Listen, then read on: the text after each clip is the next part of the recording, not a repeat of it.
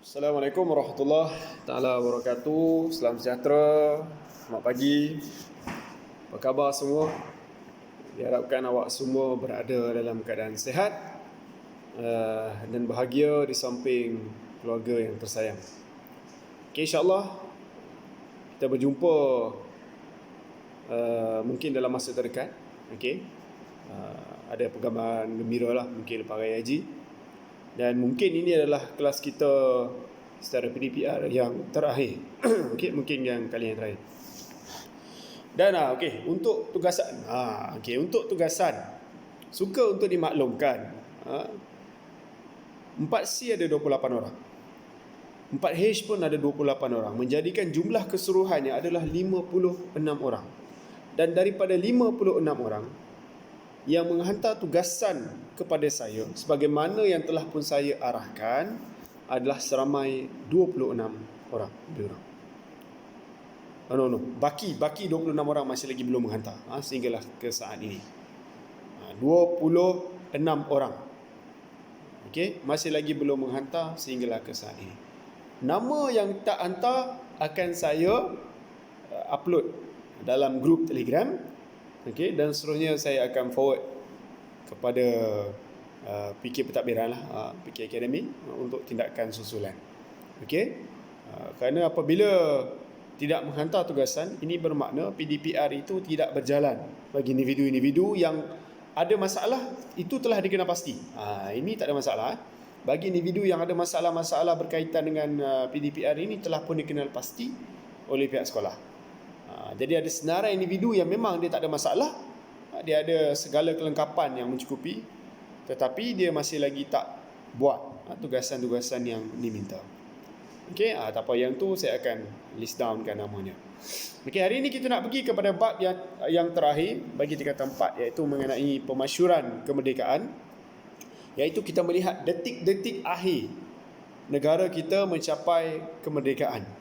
Okey, dah sampai ke peringkat akhir dah. Kalau awak ingat pada minggu lepas membincangkan mengenai bagaimanakah rundingan yang diadakan di London, rombongan yang diadakan oleh Parti Perikatan, oleh wakil Raja-Raja Melayu ke London untuk berundingkan mengenai perincian negara-negara yang bakal merdeka. Kemudian penubuhan sebuah Suruhanjaya yang dikenali sebagai Suruhanjaya Reid yang dipengerusikan oleh Lord Reid bagi merangka dan menggubal sebuah perlembagaan, sebuah undang-undang bagi negara baru tersebut. Hari ini kita pergi kepada detik-detik kemerdekaan, hari-hari kemerdekaan tersebut. Okey, beberapa hari sebelum kemerdekaan dan peristiwa-peristiwa yang berlaku pada malam merdeka dan pada pagi hari kemerdekaan tersebut. Itu kita akan lihat dan sentuh dengan lebih menarik di bab yang keempat, surat 232. Ini adalah gambar yang cukup ikonik. Okey, gambar tunku melaungkan merdeka ini adalah satu gambar yang cukup ikonik bagi keseluruhan rakyat Malaysia khususnya. Bagi saya tidak ada individu di Malaysia yang telah matang lah, maknanya yang dah matang, tak tahu gambar siapa ni, dan dia tak tahu apa peristiwa yang ada kaitan dengan gambar ini. Bagi saya itu adalah satu perkara yang mustahil. Tapi kalau ada juga, maknanya dia bukan seorang warga negara yang baik. Kalau dia tak tahu apakah maksud di sebalik gambar ini. Gambar ini adalah satu konklusi, satu peristiwa yang cukup bersejarah dan satu peristiwa yang menjadi titik tolak kepada apa yang kita miliki hari ini. Malaysia hari ini, alhamdulillah, walaupun sedang berhadapan dengan pandemik COVID-19 masuk tahun yang kedua, Malaysia adalah salah sebuah negara, boleh katakan negara yang membangun dan hampir maju di dunia. Kita mengecapi segala jenis kejayaan, kemewahan yang tidak pernah dibayangkan oleh datuk nenek moyang kita 50 ke 60 tahun yang lepas. Okey. Dan gambar inilah titik tolak dia, titik mula di mana segalanya dapat dilaksanakan. Pembangunan negara ini adalah berlangsung ekoran daripada selepas peristiwa yang akan kita bincangkan pada hari ini. Negara yang kita cintai ini dikenali di seluruh dunia hasil daripada apa yang akan kita bincangkan pada hari ini. Dan kita sebagai generasi pada hari ini sebenarnya kita berhutang budi kepada datuk nenek moyang kita yang memperjuangkan kemerdekaan. pada suatu ketika dahulu. Okey, sama-samalah kita sedekahkan Al-Fatihah kepada individu-individu yang banyak berjasa kepada kita, khususnya pemimpin-pemimpin negara yang berunding, yang menggunakan masa mereka, yang menggunakan harta benda mereka, wang ringgit mereka, kekayaan mereka demi untuk memerdekakan tanah air ini. Okey, kita sedekahkan Al-Fatihah dan kemudian kita lihat apakah konten-konten pengisian pada hari ini. Okey, kita pergi ke muka surat 232. Okey, 8 Julai. Okey, 8 Julai 1957 Tunku telah mengisytiharkan sambutan Hari Merdeka. Okey, Tunku dah mengisytiharkan tentatif apa yang akan terjadi pada hari kemerdekaan. Malam 30 Ogos 1957 tu apa pengisiannya. Dan pada pagi 31 Ogos itu di Stadium Merdeka, stadium yang dibina khas untuk upacara pemasyuran kemerdekaan ini, apakah tentatif-tentatifnya? Sehinggalah ke upacara mengangkat sumpah Tunku Abdul Rahman, Tuanku Abdul Rahman, Tunku Abdul Rahman dan juga barisan jemaah menteri yang lain untuk meneruskan agenda pembangunan negara.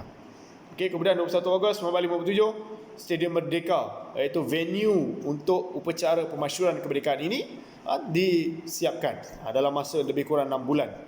Stadium Merdeka ini disiapkan. Stadium Merdeka adalah stadium nasional negara. Sebelum adanya Stadium Nasional Bukit Jalil yang disiapkan pada tahun 1997 untuk persediaan Sukan Commonwealth 1998. Okey, sebelum tu Stadium Nasional kita, kalau dia tak guna Stadium Shah Alam, Stadium Nasional kita adalah Stadium Merdeka. Ini Stadium Nasional, maknanya adalah stadium yang menjadi tumpuan bagi acara-acara sukan bertaraf dunia dan juga kebangsaan. Okey, kemudian pada 12.30 malam 30 Ogos 1957 upacara pemasyuran kemerdekaan di Padang Kelab, Selangor. Okey, ada upacara penurunan bendera Union Jack di situ dan buat kali pertamanya bendera Persekutuan Tanah Melayu, bukan Malaysia ini tahun 57. Okey, Persekutuan Tanah Melayu yang benderanya lebih unik berbanding yang ada pada hari ini. Kita sekarang dah ada 14 bintang, 14 bucu bintang dan juga 14 jalur. Pada waktu itu, pada waktu kita merdeka, Persekutuan Tanah Melayu kita cuma ada lebih kurang 11 bucu bintang dan juga 11 jalur. Dan pada pagi 31 Ogos, peristiwa pengisytiharan kemerdekaan di Stadium Merdeka dan diikuti dengan istiadat mengangkat sumpah Kebahaduli Yang Maha Mulia Yang Tuan Agong Tuanku Abdul Rahman, Perdana Menteri Tunku Abdul Rahman dan jemaah-jemaah menteri Kabinet Persekutuan Tanah Melayu pada waktu itu. Okey, pengertian kemerdekaan. Kita lihat pengertian kemerdekaan di muka surat 234. Kemerdekaan negara pada 31 Ogos 1957 bersamaan dengan 5 Safar 1377 merupakan peristiwa yang penuh pengertian bagi negara. Ini membawa erti bebas daripada sebarang cengkaman kuasa asing dan merdeka juga bererti bebas menentukan pemerintahan dan hala tuju negara. Ini penting. Negara yang merdeka ini adalah sebuah negara yang bebas menentukan hala tuju dia. Ini tidak dimiliki oleh negara yang tidak merdeka. Negara yang tidak merdeka, hala tuju negaranya masih lagi perlu mengikut telunjuk penjajah. Ini berbeza dengan negara merdeka di mana rakyat macam kita berhak untuk menentukan hala tuju negara kita. Kita boleh kerjasama dengan mana-mana negara, kita boleh pergi ke mana-mana negara, kita boleh lakukan hubungan perdagangan dengan mana-mana negara tanpa dikawal oleh orang luar. Ini makna merdeka yang perlu kita faham. Okey, itu sebab kebanyakan negara inginkan kemerdekaan. Ini erti bebas merdeka. Dan banyak tarikh merdeka yang boleh diteliti dan diambil iktibar supaya generasi kini dan akan datang terus menjiwai, memaknai dan mempertahankan. Saya tambah satu istilah yang tak ada dalam buku teks. Menjiwai dan mempertahankan ada dalam buku teks. Ini awak faham, kita menjiwai dan kita mempertahankan kemerdekaan, tetapi satu istilah yang cukup menarik untuk saya tambah adalah memaknai kemerdekaan itu ataupun mengisi kemerdekaan itu dengan perkara-perkara yang sepatutnya.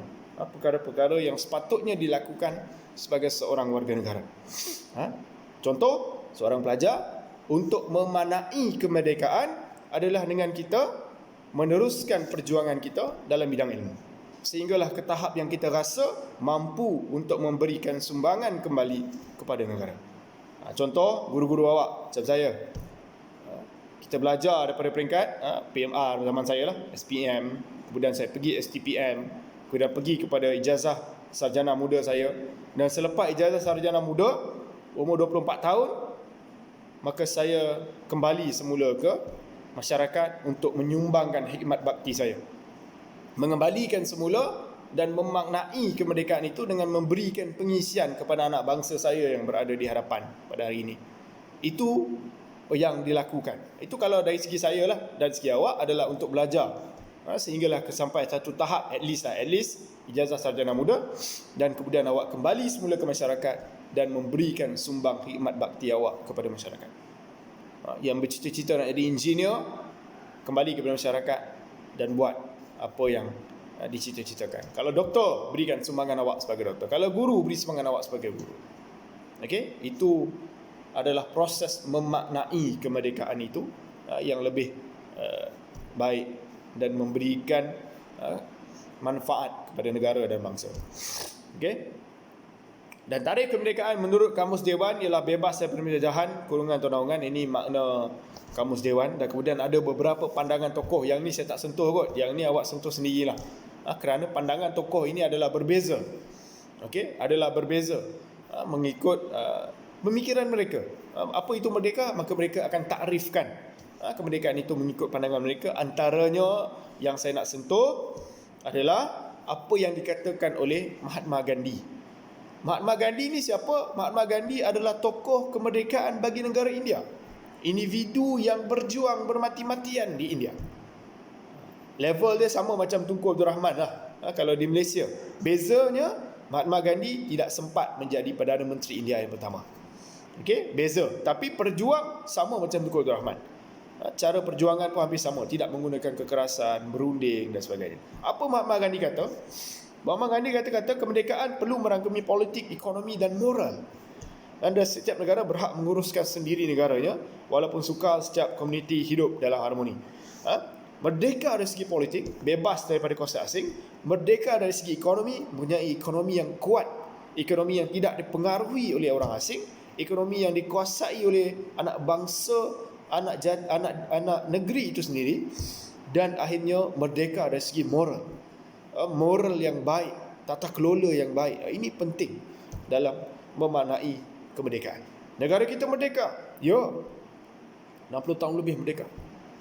Tapi apa yang lebih penting adalah kita memaknai kemerdekaan. Negara masih merdeka, tetapi terdapat dalam kalangan anggota rakyatnya yang masih lagi tidak merdeka dari segi ekonomi, tidak merdeka dari segi moral dan sebagainya. Ini dapat dilihat banyak contoh hari ini. Okey. Kemudian Nelson Mandela juga individu yang hebat, sama taraf macam Tunku Abdul Rahman, tetapi di Afrika Selatan. Soekarno, negara jiran kita, Presiden pertama Republik Indonesia. Kemudian Tunku, ada Temenggung juga, Anak Barieng, ada Tun Fat Stephen, Sabah Sarawak. Dan yang terakhir, bekas Perdana Menteri Malaysia yang keempat dan yang kesembilan, negarawan Tun Dr. Mahathir Mohamad. Adalah, bacalah pengisian dia. Yang ni saya tak nak sentuh lah. Yang ni awak baca sendirilah pengisian dia, apa yang dimaksudkan dengan kemerdekaan tersebut. Yang nak disentuh hari ini adalah persediaan menyambut pemasyuran kemerdekaan negara. Pemasyuran adalah istiadat memasyurkan, memaklumkan, menghebahkan kepada umum mengenai kemerdekaan negara. Pada bab lepas kita dah sentuh, Tunku balik semula pada Februari 1996. Dan Tunku sampai di Bandar Hili Melaka, dan Tunku dah bagi tahu dah tarikh kemerdekaan tu bila. Dan ada proses daripada tahun Februari 1956 hinggalah ke Ogos 1957. Ada banyak proses yang dilakukan bagi menyediakan kemerdekaan bagi negara. Kemerdekaan sememangnya dinantikan oleh seluruh rakyat di negara kita. Bagi memastikan detik ini bermakna kepada negara dan rakyat, maka beberapa persediaan diatur pada peringkat Persekutuan dan Negeri. Okey. Persediaan ini dibuat melalui penubuhan jawatan kuasa, persediaan fizikal dan sambutan. Ada jawatan kuasa dia. Ada individu-individu yang ditugaskan untuk melaksanakan tugasan tersebut. Okey. Turut diatur ialah upacara sambutan kemerdekaan di setiap negeri. Namun begitu, tumpuan upacara adalah di Padang Kelab Selangor dan Stadium Merdeka. Padang Kelab Selangor adalah pada malam 30 Ogos 1957 dan Stadium Merdeka adalah pada pagi 31 Ogos 1957. Malam 30 Ogos, tempat di Padang Kelab Selangor, upacara menurunkan bendera Union Jack dan menaikkan bendera Persekutuan Tanah Melayu pada waktu itu. Pagi, Stadium Merdeka, upacara pemasyuran kemerdekaan itu secara rasminya. Tunku Abdul Rahman selaku Ketua Menteri telah pun berucap dalam Radio Melaya menyeru seluruh rakyat meraihkan Hari Kemerdekaan dengan meriah supaya kekal dalam sejarah negara. Ini satu peristiwa yang akan diingati. Selama hampir beratus tahun, 400 tahun kita dijajah. Bermula dengan kejatuhan Melaka pada tahun 1511. Itu adalah titik pertama orang Barat sampai ke tanah air ini untuk tujuan menjajah. Sehinggalah kepada 31 Ogos 1957. Okey, dan pada 3 Ogos, maknanya beberapa minggu sebelum kemerdekaan, pada jam 7.33 pagi, Datuk Abdul Razak Husin. Datuk Abdul Razak ni adalah orang kanan kepada Tunku lah, Tun Abdul Razak lah. Pada waktu itu nama dia Datuk lagi. Memaklumkan rakyat Malaysia Radio Melayu tentang atu cara. Dia beritahu atu cara sambutan kemerdekaan. Antara persediaan jawatan kuasa persediaan fizikal adalah yang pertama, perlu menonjolkan identiti negara. Perlu menonjolkan identiti negara. Apa dia identiti negara? Kita kena ada lagu kebangsaan, kita kena ada bendera kebangsaan, kita kena ada jata negara, kita kena ada bunga kebangsaan. Semua ini dibincangkan oleh jawatan kuasa fizikal dan melakukanlah gerak kerja mereka bagi mengadakan perkara yang tak pernah ada ni. Ada lagu kebangsaan, ada bendera Persekutuan Tanah Melayu, ada jata negara dan juga ada bunga kebangsaan. Semuanya difikirkan oleh jawatan kuasa fizikal. Siapkan sebelum 31 Ogos 1957. Dan Tunku telah mencadangkan sebuah lagu rasmi kebangsaan dicipta bagi diperdengarkan semasa upacara pengisytiharan kemerdekaan pada 31 Ogos. Dan sebuah jawatan kuasa pemilihan lagu kebangsaan telah dibentuk dengan dipengerusikan oleh Tunku dan dibantu oleh Yaakob Abdul Latif, Ketua Pengarah Jabatan Penerangan pada waktu itu. Dan lagu Negaraku dicipta sebagai lagu kebangsaan negara dan lagu ini berasal daripada lagu Terang Bulan, lagu Negeri Perak yang liriknya ditulis oleh Saiful Bahari. Diambil lirik, diubahlah, tapi lagu itu diambil daripada lagu Terang Bulan, iaitu lagu rasmi bagi Kerajaan Negeri Perak, yang awak nyanyilah kalau ada pimpinan dulu. Okey, dan lagu Terang Bulan ini pula diambil daripada sebuah lagu rakyat yang dinyanyikan, yang disiulkan oleh masyarakat tempatan di Pulau Seychelles, satu kepulauan yang berdekatan dengan Afrika. Okey, itu yang Pulau Seychelles tu bawa lagu tu jadi lagu Negeri Perak, kemudian lagu Negeri Perak tu diangkat sebagai lagu Negaraku. Lirik dia tu bukan lirik lagu dia, lirik pengisian yang lain. Okey, lagu tu diambil daripada Negeri Perak. Di samping itu, penggunaan bendera Persekutuan Tanah Melayu yang telah sedia ada akan dijadikan bendera kebangsaan. Dan reka bentuk bendera dicipta oleh Muhammad Hamzah. Ini penting, individu yang mencipta bendera bagi negara kita. Nama dia adalah Muhammad Hamzah, iaitu seorang kaki tangan Jabatan Kerja Raya bagi negeri Johor. Okey, seorang kaki tangan JKR. Dan bendera persekutuan mula dikibarkan dengan rasminya pada 26 Mei 1950 di Istana Sultan Selangor. Ini lama dululah. Maknanya di Istana Sultan pun telah ada pengibaran. Kemudian adanya jata negara dan Kementerian Pertanian pula meninjau pandangan rakyat, bunga apa yang sesuai dengan negara, maka dia jadikanlah bunga kebangsaan kita adalah bunga raya. Okey, bunga raya. Kemudian kita pergi kepada jawatan kuasa sambutan. Tadi jawatan kuasa fizikal, ini adalah jawatan kuasa sambutan.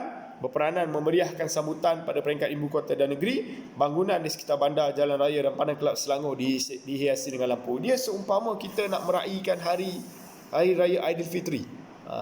Okay, satu hari yang cukup dinanti-nantikan, satu hari yang cukup diperlukan, sangat-sangat dinanti-nantikan. Okey, itu dah letak lampu-lampu semua, cakap bangunan-bangunan ni kan, mewarnakan.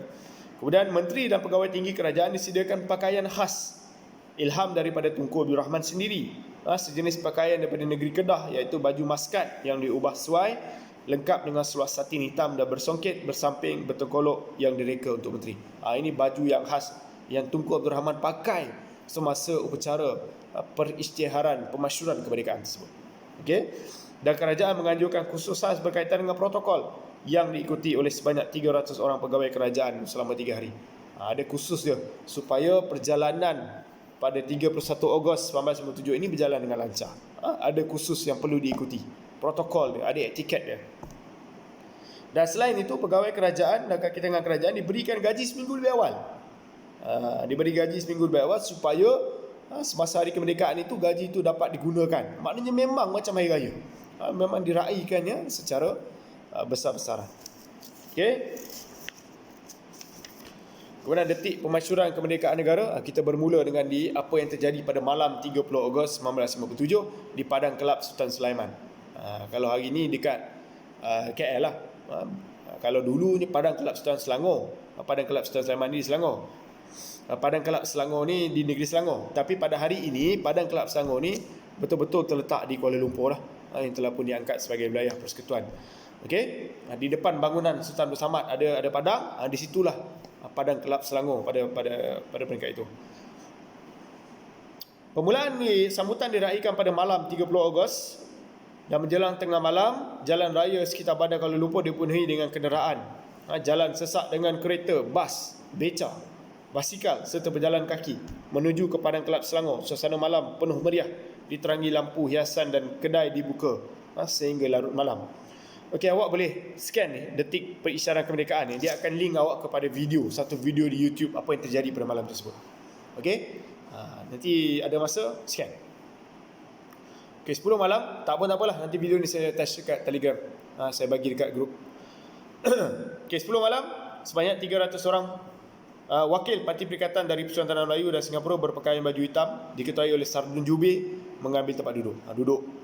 Okey, pukul 10.30, sebanyak 300 orang pemuda membentuk pembarisan kehormat mengambil tempat di tengah padang menghadap Jalan Raja, dan pembarisan ini diketuai oleh Ismail Bontak. Dan pada 11.58 malam, semua lampu di padang dan di sekeliling dipadamkan sehingga seluruh kawasan menjadi gelap gulita.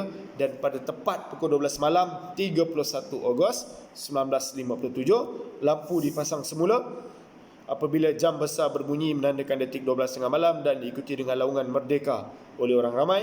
Kemudian Tunku dibawa ke hadapan pentas menghadap ketiga-tiga tiang bendera.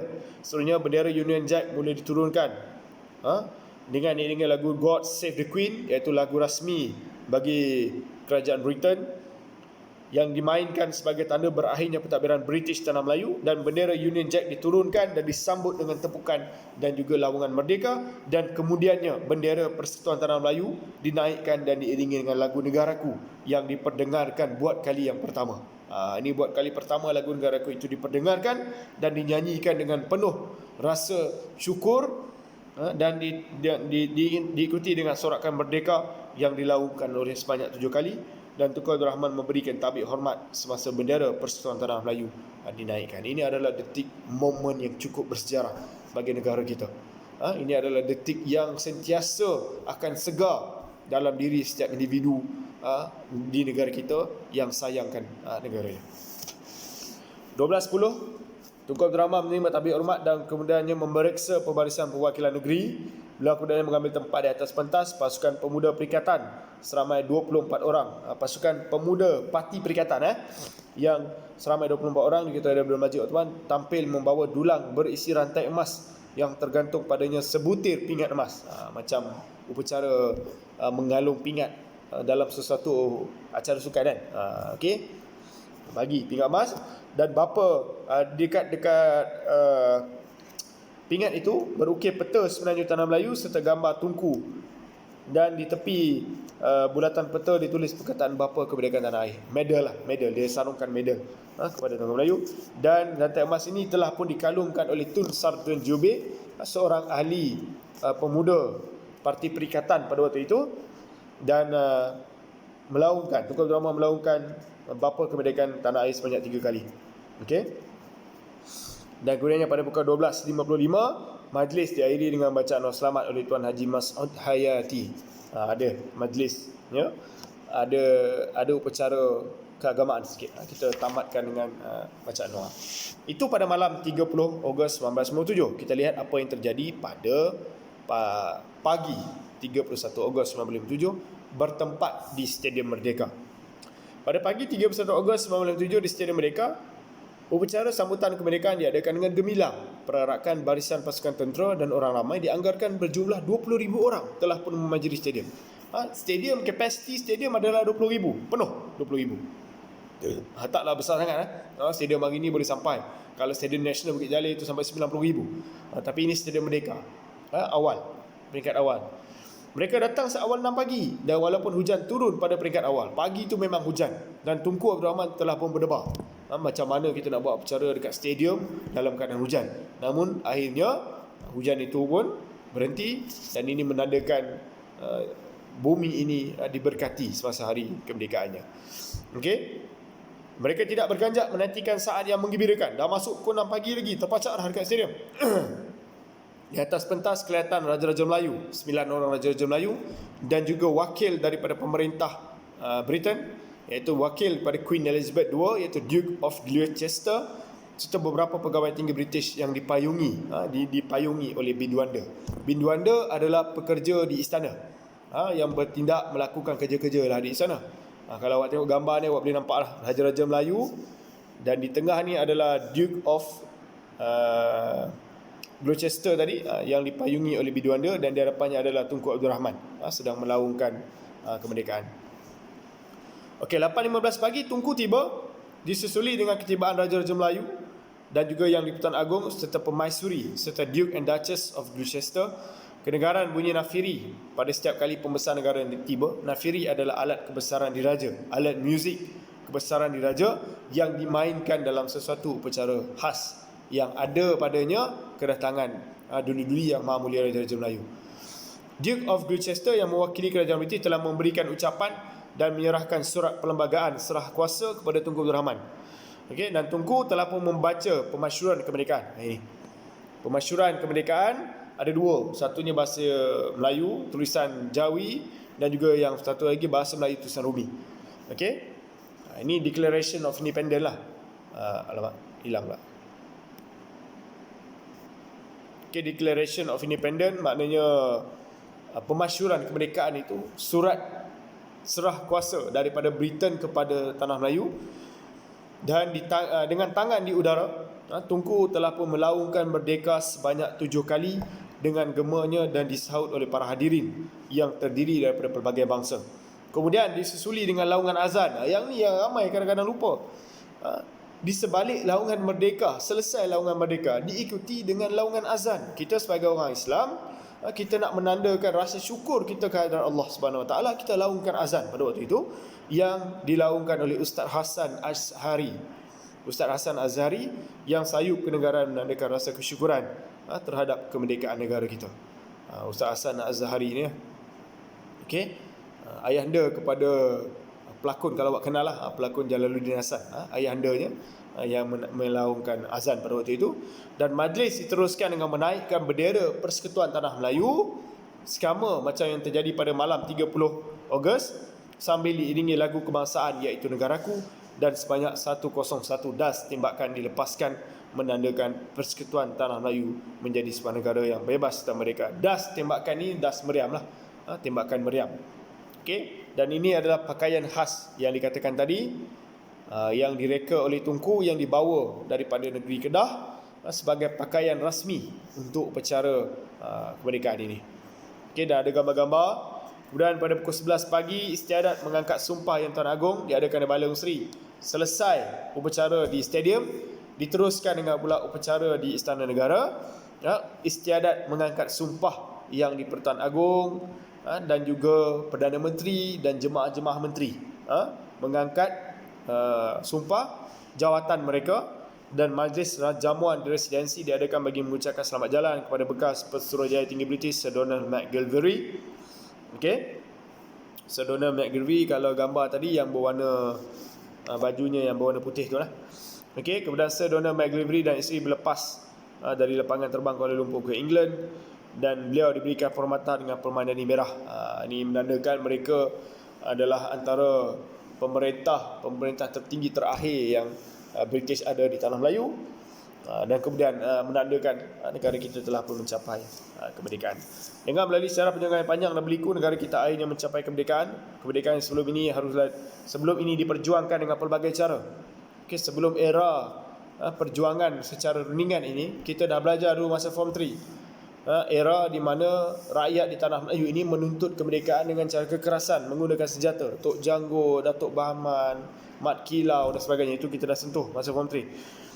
Oleh sebab itu kita haruslah menghargai perjuangan yang dilakukan secara muafakat tanpa pertumpahan darah, dan tokoh nasionalis yang terdiri pada pelbagai latar belakang perlu disanjung dan dihargai.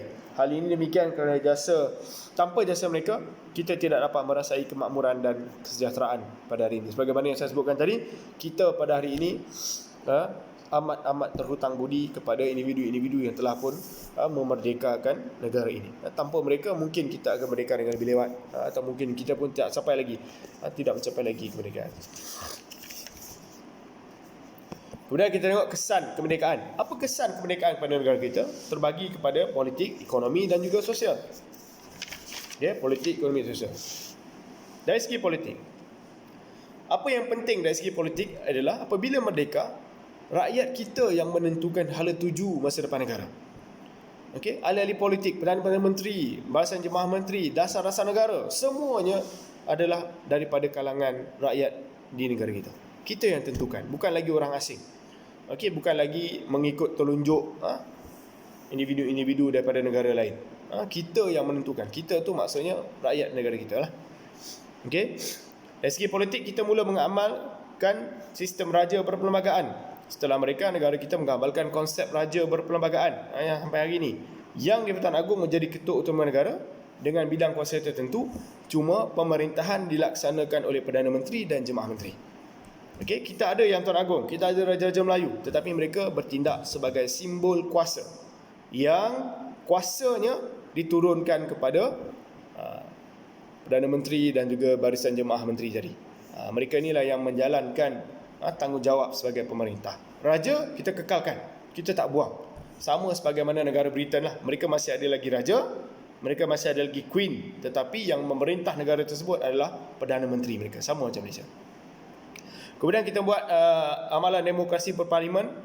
Dalam amalan sistem demokrasi parlimen, rakyat mempunyai kuasa memilih kerajaan. Yang ini yang saya sebutkan, yang kita dah sentuh sebelum ini. Rakyat memilih kerajaan melalui jalan pilihan raya, dan pemerintah melalui pilihan raya. Pelaksanaan pilihan raya memberikan hak rakyat untuk bersuara dan memilih wakil untuk menentukan hala tuju masa depan negara. Pilihan raya kita dah sentuh. 5 tahun sekali negara kita akan adakan pilihan raya. Kita yang berhak memilih siapa pemimpin yang kita nak. Setiap individu yang mencapai usia 18 tahun dan ke atas adalah berhak untuk memilih pemimpin bagi negara. Ini sistem yang kita guna pakai selepas negara ini merdeka. Kemudian pentadbiran negara. Tunku dilantik menjadi Perdana Menteri Persekutuan Tanah Melayu yang pertama. Beliau mengekalkan ahli kabinet yang ada dan membuat perubahan dengan melantik Datuk Abdul Razak, melantik Tun Abdul Razak sebagai timbalan Perdana Menteri yang pertama. Ini perubahan yang dibawa oleh Tunku. Apabila masa zaman British dulu, dia tak ada timbalan Pesuruhjaya Tinggi British. Dia ada Pesuruhjaya saja, yang pada waktu itu peranan dia sama macam Perdana Menteri. Tapi bila mereka, Tunku Perdana Menteri, dia lantik Datuk Abdul Razak ataupun Tun Abdul Razak sebagai timbalan Perdana Menterinya. Dan buat kali pertama dalam sejarah Persekutuan Tanah Melayu, mempunyai seorang Menteri Luar sebagai tanda kebebasan negara menjalankan dasar luar negara, dan jawatan ini disanang oleh Tunku. Tunku menjadi Menteri Luar yang pertama bagi Persekutuan Tanah Melayu, menentukan hala tuju negara ini, kerjasama negara ini, hubungan diplomatik dengan negara-negara lain, dengan negara-negara lain melalui dasar luar Malaysia. Dan ada cabaran kerajaan besar adalah untuk menggantikan. Ini antara cabaran dia lah, untuk menggantikan pegawai-pegawai Eropah. Nak gantikan pegawai-pegawai tinggi British yang selama ni jadi hakim, jadi ketua polis, yang jadi ketua tentera, yang jadi doktor-doktor, yang jadi peguam, yang jadi engineer. Nak gantikan set pegawai Eropah ini, yang bila kita merdeka, mereka kembali semula ke tanah air mereka, kita nak gantikan dengan rakyat tempatan. Ini cabaran lah. Tak ramai lagi doktor dalam kalangan orang Melayu, dalam kalangan orang Cina, dalam kalangan orang India. Tak ramai lagi peguam.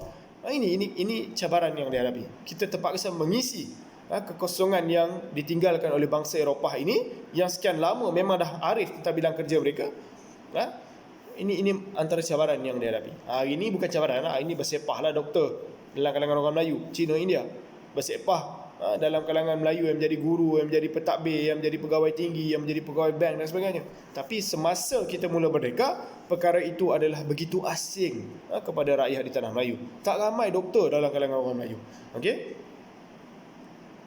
Namun Tunku dan Datuk Abdul Razak memberikan komitmen yang tinggi bagi melaksanakan penggantian ini secara berperingkat dengan melantik rakyat tempatan dalam pelbagai bidang. Mereka percaya, dan kita juga harus percaya kita mampu untuk mengisi kekosongan tersebut, kerana kita tak mungkin lagi memberikan jawatan-jawatan ini kepada mereka yang berbangsa Eropah itu. Cukuplah ratusan tahun mereka memerintah kita. Okey, di peringkat antarabangsa, sebagai negara yang mencapai kemerdekaan, negara kita telah pun memainkan peranan penting. Negara kita telah pun menganggotai badan-badan dunia. Antaranya adalah Pertubuhan Bangsa-Bangsa Bersatu dan juga Pertubuhan Commonwealth. Bangsa-bangsa bersatu, semua negara masuk di peringkat dunia. Commonwealth adalah negara-negara bekas tanah jajahan British. Okey, dasar luar, kerajaan memberikan perhatian melalui pengukuhan Kementerian Luar pada awal tahun 1957. Kumpulan pertama pegawai dihantar ke Britain untuk mendapatkan latihan. Kita masih lagi minta bantuan daripada Britain. Antara tokoh yang berperanan penting dalam usaha menentukan dasar luar negara termasuklah Tan Sri Muhammad Ghazali Syafi'i dan Dr. Ismail Abdul Rahman dan Tun Dr. Ismail. Okey, ini antara individu yang bertanggungjawab bawa ramai-ramai rakyat tanah Melayu yang layak pergi ke London belajar selok belok mengenai dasar negara.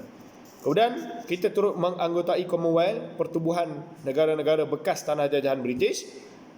Negara kita juga diterima untuk menyertai pertubuhan Commonwealth, dan pertubuhan Commonwealth ini bermanfaat untuk merapatkan hubungan sosioekonomi dengan negara-negara ahli yang lain. Kita ada kerjasama lah dengan negara-negara bekas tanah jajahan British ni.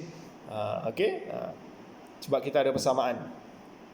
Kemudian dari segi pertahanan, sebelum merdeka, negara kita dilindungi melalui pembentukan kerjasama pertahanan British, Australia dan New Zealand. Selepas kita merdeka, kita masih lagi mengekalkan pertahanan tersebut. Kita masih lagi mengekalkan perjanjian pertahanan tersebut. Kerana kita masih lagi sebuah negara baru, tidak mempunyai kekuatan ketenteraan. Jadi kita memang berharap dengan negara-negara Commonwealth yang lain seperti Australia, New Zealand ini untuk membantu kita sekiranya negara kita menghadapi ancaman daripada musuh. Kemudian penyertaan dalam blok sterling, maknanya Malaysia mula ataupun Persekutuan Tanah Melayu mula menggunakan nilai pound sterling dalam urusan perdagangan di peringkat antarabangsa. Kalau hari ini segala urusan perdagangan antarabangsa kita menggunakan mata wang dolar Amerika, US dollar. Tapi pada waktu itu semasa kita baru merdeka, kita menggunakan pound sterling, kerana kita rapat, hubungan yang rapat dengan negara Britain yang kita capai kemerdekaan daripadanya. Kemudian kita turut diiktiraf oleh PBB. Negara kita diterima menjadi ahli PBB dalam persidangannya pada 17 September 1957 dan negara kita merupakan anggota PBB yang ke-82. Negara yang ke-82 yang diiktiraf oleh PBB, dan bendera negara kita dikibarkan dalam satu upacara rasmi di Ibu Jabat PBB di New York pada 15 Ogos 1997. Dan dengan menyertai PBB, negara kita turut menjunjung prinsip PBB untuk melindungi hak asasi manusia. Okey. Dari segi ekonomi, selepas merdeka, kerajaan telah melakukan pelbagai usaha untuk membangunkan ekonomi negara. Antaranya memperkenalkan rancangan-rancangan ekonomi. Bagaimana untuk memajukan negara? Apakah langkah-langkah ekonomi yang perlu diambil oleh kerajaan bagi memastikan rakyat akan dibela? Negara ini akan terus maju. Sektor-sektor ekonomi ini akan terus dipacu dengan baik oleh negara. Jadi ada perlu plan dia, perlu ada dasar dia. Okey, antaranya adalah rancangan Melaya pertama 1956 sehinggalah 1960, 5 tahun. Rancangan ini bertujuan meningkatkan pertumbuhan ekonomi negara dengan tumpuan pada sektor luar bandar, iaitu sektor pertanian. Kerajaan memperbagaikan keluaran pertanian supaya tidak hanya bergantung pada pengeluaran getah. Pada waktu ini, negara masih lagi belum mempunyai kilang-kilang industri yang ada pada hari ini. Tak ada lagi kilang industri buat logam, buat minyak, apa lagi, proses minyak, bukan buat minyak, proses minyak, industri logam, industri kereta, barang-barang elektronik tak ada. Selepas merdeka, kita bagi tumpuan kepada sektor pertanian, tanam dan kita ekspor kepada luar negara. Kemudian penubuhan Felda ataupun Lembaga Kemajuan Tanah Persekutuan yang ditubuhkan pada tahun 1956 untuk memajukan tanah baru secara besar-besaran bagi pertanian dan penempatan semula masyarakat. Dan Felda ini memfokuskan dua komoditi pertanian yang utama, iaitu getah ataupun kelapa sawit. Okey. Teroka tanah-tanah di kawasan pinggir bandar, di luar bandar, kawasan-kawasan hutan ni, tebang kawasan hutan, buat kawasan penempatan dan juga kawasan pertanian. Galakkan rakyat pergi ke kawasan itu untuk mengusahakan tanaman getah dan kelapa sawit. Sediakan segala kelengkapan. Ini Felda. Kawasan hutan diratakan, kemudian kita panggil mana-mana individu yang nak bekerja di kawasan tersebut, maka individu tersebut akan duduklah di kawasan itu, diberikan rumah, disediakan kemudahan-kemudahan asas yang lain, dan diberikan juga tanah untuk mengusahakan getah dan kelapa sawit. Dan hasilnya itu digunakan untuk pembangunan negara. Ini yang selama ni awak dengar kan, Felda. Apa dia awak tak tahu? Yang inilah dia, rancangan kemajuan tanah. Kemudian industri kewangan ditubuhkan. Malay National Bank ataupun Bank Kebangsaan Melayu merupakan bank pertama khusus untuk orang Melayu yang ditubuhkan di Kelang oleh Ma'ruf Zakaria. Bank Negara pula mula beroperasi pada 26 Januari 1959. Bank Negara adalah bank yang mengeluarkan mata wang, mata wang Malaysia bagi mengalakkan kestabilan kewangan dengan menyediakan persekitaran yang kondusif untuk pertumbuhan ekonomi. Selain itu dapat juga Kwong Yik Bank. Bank-bank ni awak tak pernah dengar lah. Bank-bank lama ni. Belum ada lagi lah CMB, Maybank, RHB, tak ada lagi. Bank negara kekal sampai hari ni. Bank negara adalah Federal Bank. Bank yang bukan untuk tujuan macam kita nak buat akaun di bank negara. Tak ada. Bank negara adalah bank yang bertujuan untuk mengawal sistem perbankan di Malaysia. Okey? Dan mengeluarkan mata wang bagi negara kita. Malay National Bank dah tak ada dah. Begitu juga dengan Kwong Yik Bank pun dah tak ada dah. Kemudian pembangunan luar bandar diwujudkan melalui kementerian. Ada kementerian khusus untuk pembangunan luar bandar, maknanya ada menteri yang menjaga khusus mengenai pembangunan luar bandar. Dan hasil penstrukturan pentadbiran yang bertanggungjawab pula membangunkan infrastruktur sosial dan ekonomi luar bandar. Yang ini tujuan dia adalah untuk memberikan tumpuan yang khusus kepada pembangunan luar bandar. Apa yang nak dibuat dengan kawasan luar bandar? Kawasan bandar tak apa. Banyak kemudahan, banyak infrastruktur prasarana yang telah pun dibina. Tapi yang kita nak bagi tumpuan sejak awal kemerdekaan ini adalah kawasan luar bandar. Jadi telah pun diwujudkan Kementerian Luar Bandar, iaitu satu kementerian, satu badan yang bertanggungjawab untuk menjaga dan mewujudkan infrastruktur di kawasan luar bandar. Okey, sampai hari ini masih ada lagi kementerian ni, Kementerian Pembangunan Luar Bandar dan Wilayah, masih ada lagi sampai hari ini. Kemudian ada rancangan buku merah yang dilancarkan pada 25 Januari 1961, dan buku ini mengandungi projek berkaitan dengan kemudahan asas seperti jalan kampung, jambatan, surau, bekalan air dan bekalan elektrik. Semua perkara benda-benda asas kerana negara kita baru merdeka. Okey, ini adalah rancangan penyediaan asas. Di setiap kampung mesti ada jalan raya, mesti ada bekalan air, mesti ada jambatan, mesti ada surau. Ini semuanya termaktub dalam rancangan buku merah kerajaan itu. Dilaksanakan di setiap daerah, di setiap kampung yang ada di Persekutuan Tanah Melayu pada waktu itu. Okey, kemudian dasar dari segi sosial, apakah kesan yang kita peroleh dari segi sosial? Okey, dari segi pendidikan, menyedari pendidikan merupakan wadah untuk membina sebuah bangsa bagi negara bersatu, kerajaan telah mengeluarkan Penyata Rahman Talib bagi mengkaji semula Penyata Jawatankuasa Pelajaran 1996 yang lalu, dan penyata ini memberikan penekanan kepada bahasa Melayu sebagai bahasa penghantar. Bagaimana bentuk sekolah yang nak ditubuhkan. Ini semua termaktub dalam pendidikan ni. Kita tak nak ikut dah sistem pendidikan barat tu. Kita nak ada sistem pendidikan yang kita duduk pada hari ini, iaitu beraliran kebangsaan. Semuanya dimulakan dengan penyata Jawatankuasa Pelajaran, kemudian penyata Rahman Talib, kemudian ada penyata Razak dan sebagainya. Okey, kemudian penubuhan Dewan Bahasa dan Pustaka DBP untuk melihat kembali penggunaan bahasa Melayu sebagai bahasa rasmi dan menjaga, mencipta istilah-istilah baharu yang boleh diguna pakai oleh bahasa Melayu. Okey, peranan DBP ni sampai hari ini. Okey, antara contoh peranan DBP adalah mencari kosakata, mencipta kosakata bahasa Melayu. Contohnya viral. Viral tu adalah terma yang diambil daripada bahasa Inggeris. Kalau bahasa Melayu, DBP telah mencipta satu istilah yang kita sebutkan sebagai tular. Tular. Viral ni tular lah. Itu antara peranan yang dimainkan oleh DBP. melihat kembali aspek-aspek penguasaan bahasa di negara kita. Kemudian penubuhan Jabatan Penerangan yang bertujuan menyampaikan maklumat tentang peristiwa di dalam dan luar negara, termasuklah penubuhan radio televisyen Malaysia RTM. RTM juga di bawah penubuhan Jabatan Penerangan ini. Radio kemudian beralih kepada televisyen, memberikan maklumat kepada masyarakat awam. Hari ini memanglah, hari ini terlalu banyaklah maklumat kan. Tak perlukan radio, televisyen lah awak. Awak punya sistem maklumat ni, penyampaian maklumat awak adalah di media sosial. Terutamanya Twitter, TikTok, YouTube. Kalau berusia sikit macam saya, barulah beralih daripada Twitter tu pergi kepada Facebook, pergi kepada bahan-bahan bacaan yang lain. Kalau generasi muda macam awak, amat mustahil lah untuk jumpa di Facebook. Lebih kepada Twitter, TikTok, Instagram dan sebagainya lah. Generasi ibu dan ayah awak, Facebook lah, confirm. Kalau saya ada. Facebook ada, Twitter ada, Instagram pun ada. TikTok je, tu tak ada. Kesihatan.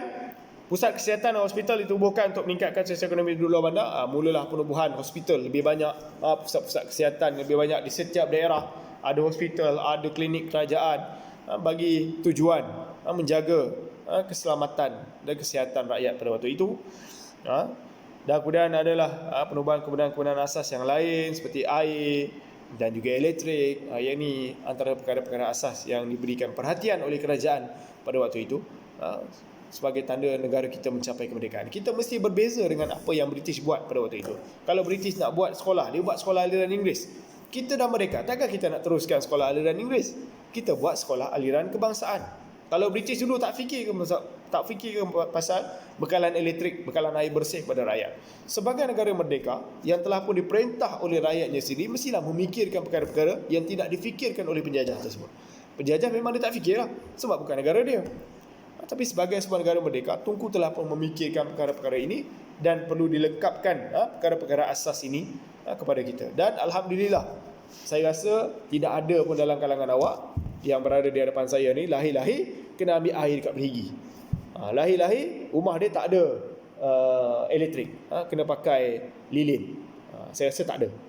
Generasi kita hari ni bernasib baik. Kita pulas saja batang paip keluar air. Kalau dulu nak kena pergi perigi dan sebagainya. Itu antara yang dinikmati oleh generasi hari ini, hasil daripada kemerdekaan yang telah pun diperjuangkan oleh pemimpin negara pada waktu yang lepas. Okey, kita lihat sikitlah prinsip kedaulatan Persatuan Tanah Melayu. Yang ini adalah satu topik terakhir. Bagi semua negara merdeka, kedaulatan merujuk kuasa tertinggi yang menentukan semua negara bebas daripada kongkongan kuasa luar, wilayah pengaruh, kerajaan dan keunggulan undang-undang. Apa dia makna kedaulatan negara? Apa dia yang perlu ada kalau negara kita ini adalah sebuah negara yang merdeka? Yang pertama, kita ada wilayah pengaruh. Merujuk kepada kawasan yang mempunyai sempadan untuk membentuk Persekutuan Tanah Melayu. Sebagaimana dalam peta ni lah. Peta ni yang kata ada yang tak hafal lagi. Ini adalah wilayah sempadan bagi Persekutuan Tanah Melayu semasa kita merdeka. Sabah Sarawak belum lagi. Ini adalah wilayah-wilayah kita, negeri-negeri yang ada pada waktu itu, sebelum kita merdeka, selepas kita merdeka. Yang adanya padanya Perlis, Kedah, Perak, Pulau Pinang, Selangor, Negeri Sembilan, Melaka, Pahang, Johor, Kelantan dan Terengganu. 11 buah negeri. Belum ada lagi wilayah Persekutuan Kuala Lumpur. Belum ada lagi wilayah Persekutuan Putrajaya. Semua masa itu masih lagi bawah negeri Selangor. Belum ada lagi Sabah dan Sarawak. Belum lagi bergabung dengan Sabah dan Sarawak. Okey. Dan elemen kedua, adanya kerajaan yang merupakan institusi yang bertanggungjawab untuk menguruskan dan mentadbir negara. Kerajaan terbagi kepada 3 komponen, iaitu badan perundangan, badan eksekutif dan badan kehakiman. Yang ni saya tak nak sentuh detail. Yang ni awak akan belajar form 5 nanti. Okey, yang ni adalah 10.5 ini adalah introduction kepada bab 1 kata 5. Yang tu saya akan sentuh secara detail nanti form 5. Okey, cukup untuk awak hafal kerajaan ada 3 badan. Eksekutif, perundangan dan juga kehakiman. Perundangan, eksekutif dan kehakiman. Cukup. Kemudian adanya kedaulatan undang-undang. Adanya undang-undang bermaksud kerajaan dan rakyat keseluruhannya tertakluk di bawah undang-undang. Kedaulatan undang-undang penting bagi memastikan keamanan negara dapat dikekalkan. Semua negara merdeka dia mesti ada undang-undang. Kalau negara itu merdeka tanpa ada undang-undang, maka pemerintah tidak boleh mampu untuk mengawal keadaan negara. Rakyat pun akan menjadi tidak dikongkong dengan undang-undang. Tak ada perkara yang boleh dikawal. Jadi perlu adanya undang-undang tersebut. Kemudian ada lambang kebangsaan seperti jata negara, bendera, lagu kebangsaan, bunga kebangsaan sebagai jati diri kita. Kita pergi mana pun, bertandinglah di peringkat mana pun, kita mesti bawa jati diri kita sebagai seorang rakyat Malaysia. Itu kebanggaan kita. Dan ada pengiktirafan sebagai rakyat. Ada rakyat di negara tersebut yang membolehkan kita mendapatkan hak asasi kita, iaitu hak yang dimiliki oleh seseorang individu di sisi undang-undang, seperti kebebasan bersuara dan mengeluarkan pendapat. Tak apalah, yang ni kita akan sentuh dengan lebih detail pada subtopik semasa berada di tingkatan 5. Bab 1 kita dah sentuh dah mengenai kedaulatan nanti di tingkatan 5. Okey. Selesai. Bab tingkatan 4 selesai dah. Awak dah khatam buku ni. Dan seingat saya hanya satu bab, paling banyak pun 1.5 bab aja yang kita belajar secara PDPC. Yang lain adalah secara PDPR. Yang saya rasa penyampaian saya, insya-Allah kalau awak dengar apa yang saya sampaikan, apa yang saya sharekan pada setiap minggu, diikuti dengan awak melihat kembali kepada buku teks, ikut, insya-Allah awak akan dapat. Tapi kalau awak dengar sambil baring, letak awak punya headphone ke, awak punya earbuds ke apa saja, sambil baring, sambil memikirkan perkara-perkara lain, yang tu bermasalah. Okey, perlu dengar kuliah saya ni di samping mengikuti apa yang ada dalam buku teks. Perlu seiring perkara itu. Okey. Setakat itu saja. Sekiranya ada apa-apa persoalan, tolong kemukakan kepada saya secara personal ataupun lebih baik dalam grup Telegram. Sekali lagi saya ingatkan kepada individu yang masih lagi belum menghantar, sila hantar tugasan awak sebelum saya keluarkan nama individu yang tidak menghantar. Okey? Sebelum saya keluarkan nama lah, saya bagi masa sehingga esok petang. Kalau tak keluar hari Khamis pagi, saya akan keluarkan nama. Saya akan keluarkan nama individu-individu yang dengan sengajanya bagi saya tidak menghantar tugasan tersebut. Okey, kerana mudah, tak payah buat video pun. Awak snap gambar, scan, tukarkan dia dalam bentuk PDF. Mudah je, gunakan apa application yang awak tahu dan apa cara yang lain pun saya bagi. Kemudian hantar pada saya. Kalau awak buat, insya-Allah buat, tak ada masalah untuk awak hantar. Okey, saya sudahi dengan wabillahi taufik wal hidayah. Assalamualaikum warahmatullahi taala wabarakatuh. Minggu ini adalah minggu terakhir kelas kita. Minggu depan kita cuti, dan insya-Allah sekiranya PDPR itu berlangsung lagi, maka kita akan sambung PDPR pada minggu selepas raya haji. Sekiranya tidak, maka awak semua akan kembali ke sekolah dan kita akan memulakan PDPC kita seperti biasa. Wabillahi taufik wal hidayah. Assalamualaikum warahmatullahi taala wabarakatuh.